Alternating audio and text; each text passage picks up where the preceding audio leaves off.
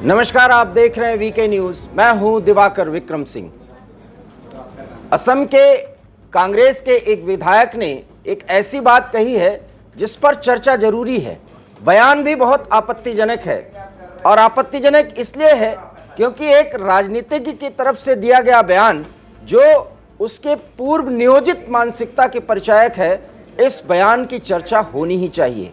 बहरहाल विधायक ने जो कुछ भी किया है उसको उसका अंजाम भुगतना पड़ रहा है, क्योंकि कार्रवाई कर दी गई है। लेकिन सवाल यह है कि विधायक ने जो कुछ भी कहा क्या वो सच है, और जो कहा है क्या वो उसकी सोच है, ये भी जानना बहुत जरूरी है। अब आइए हम आपको बताते हैं कि विधायक ने बयान क्या दिया।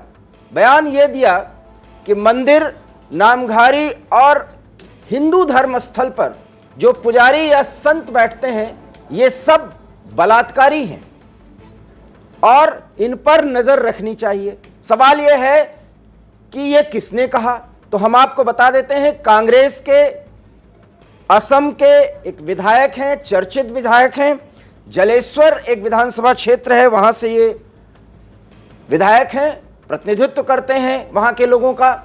और इन्होंने कहा कि नामघारी या मंदिर में जो लोग बैठते हैं, पुजारी या संत, ये सब बलात्कारी होते हैं। इनके खिलाफ कार्रवाई कर दी गई है, क्योंकि असम में अब कांग्रेस की सरकार नहीं है जो वहां के डेमोग्राफी को बदलते हुए देख रही थी और बहुत खुश हो रही थी। कई कारण ऐसे बता रही थी जिसमें असम की समस्या कभी सुलझ ही नहीं रही थी। अब वहां का मुख्यमंत्री कोई और है, और हेमंत विश्व शर्मा की पुलिस तो इसे कतई बर्दाश्त नहीं कर सकती। इनके खिलाफ कई धाराएं भी लगाई गई हैं, वो भी हम आपको बाद में बताएंगे। लेकिन सवाल यह है कि कांग्रेस का विधायक ऐसी बात क्यों करता है, जहां कांग्रेस का सिद्धांत ही है कि सब धर्मों को साथ लेकर के चलने की। वहां पर अब आप समझिए ये विधायक कौन है, तो इनका नाम है आफताब मोल्ला। जी हां, इनका नाम है आफ्ताबुद्दीन मोल्ला। माफ करिएगा, पूरा वैसे नाम तो इनका आफ्ताब मोल्ला ही है, पूरा नाम है इनका आफ्ताबुद्दीन मोल्ला। मोल्ला साहब को अपने धर्म के बारे में कुछ भी पता नहीं है, लगता तो यही है।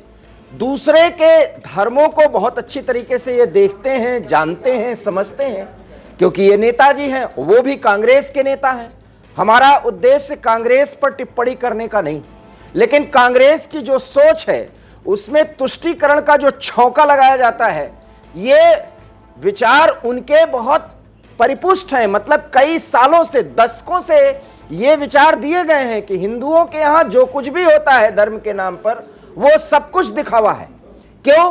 क्योंकि इससे जो काफिर कह करके हिंदुओं की हंसी लेते हैं वो खुश होंगे, और जब वो खुश होंगे तो कांग्रेस को उनका वोट मिलेगा। सिर्फ इतना ही गणित है, और इस गणित में फिट करने के लिए हिम्मत इतनी हो गई कि सनातन के विचारधारा पर चोट कर दिया आफ्ताब मोल्ला ने। आफ्ताबुद्दीन मोल्ला की बात इसलिए कोई कि ये कोई धर्मगुरु नहीं है, कोई बहशी नहीं है, ये कोई कट्टरपंथी नहीं है। क्यों? क्योंकि कांग्रेस में तो कट्टरपंथ का कोई स्थान ही नहीं है। लेकिन आफ्ताब मोल्ला ने जो कुछ भी कहा है, अब आप तय करिए कि इन्होंने क्या कहा, और अगर ये कहा है तो किस स्तर के कट्टरपंथी हैं जो कांग्रेस पार्टी में ही पलते बढ़ते हैं। उसमें यह है कि आप तुष्टीकरण के लिए हिंदुओं के खिलाफ, सनातन के खिलाफ मॉडिफाइड तरीके से जितनी बात बोल सको, वो सब कुछ आधुनिक विचारधारा में फिट बैठता रहा है। कम से कम पिछले 50-60 सालों में ये सब चीजें दिखा है, और स्थिति यहां तक बना दी गई कि सनातन विचारधारा को मानने वालों को खुद ही लगने लगा कि वो बहुत धार्मिक और नैतिक रूप से बहुत गिरे हुए हैं, उनकी सोच बहुत सीमित है, उसमें कोई वैज्ञानिकता नहीं है। ये कांग्रेस की राजनीति का ये बहुत बड़ा ये वो उनका गुण रहा कि उन्होंने ये महसूस करा दिया। लेकिन पिछले 10 सालों में कुछ बदलाव ऐसे हुए हैं जिससे लगा कि हाँ, सनातन की एक सोच है। लेकिन सवाल यह है कि आफ्ताब मोल्ला ने क्या कभी देखा कि जिस धर्म का वो पालन करते हैं, जिस पंथ का वो पालन करते हैं, जिसकी वो आराधना करते हैं, और जहां जाकर के उनके धर्म को मानने वाले वो बच्चे पढ़ने लिखने जाते हैं, उसमें मुल्ला मौलवी ये सब लोग होते हैं। आपको कम से कम हम 10 उदाहरण दे सकते हैं जहां मस्जिद में कोई गया, नाबालिग, चाहे वो लड़का हो या लड़की, मैं बहुत स्पष्ट शब्दों में कह रहा हूं, चाहे वो लड़का हो या लड़की, उसके साथ क्या होता है। और वो एक सनातनी होने के नाते मैं इतना खुल के भी नहीं बोल सकता, ऐसे कई घटनाएं बताई जा सकती हैं कि नाबालिग लड़के और लड़कियों के साथ बाकायदा मस्जिद में, मदरसे में वो दुष्कर्म, वो कुकर्म होता है जिसको बताया नहीं जा सकता। तो अब हम क्या कह दें कि क्या हम कह दें कि सारे लोग बलात्कारी हैं जो इस्लाम को मानते हैं?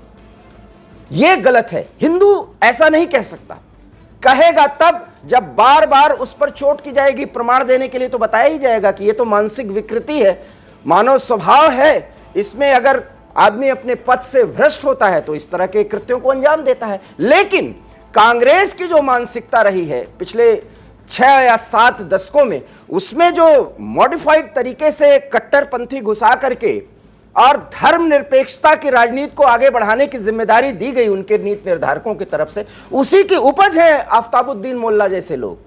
और ये ऐसे ही बात बोलते हैं।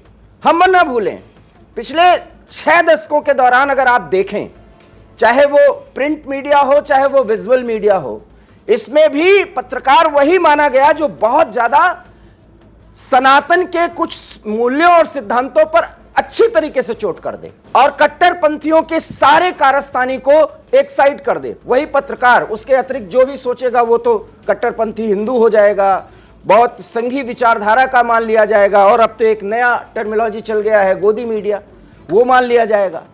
तो कुल मिलाकर के सोच में परिवर्तन होना चाहिए और पथभ्रष्ट हुए लोग चाहे वो किसी धर्म के हों, उनके खिलाफ कार्रवाई होनी चाहिए। लेकिन कांग्रेस में बैठे हुए लोग, वो भी असम का एक विधायक अगर ये बात कह रहा है तो मायने और मतलब समझिए, क्योंकि अभी भी वहां पर हेमंत विश्व शर्मा की सरकार जरूर है, कार्रवाइयां भी अच्छे तरीके से हो गई हैं, अवैध मदरसों पर किस तरीके से वहां पर ताला लगा है ये सब बताने की जरूरत नहीं है, और वहां पर तुष्टीकरण की राजनीति को बिल्कुल खुलेआम तिलांजलि दे दी गई है।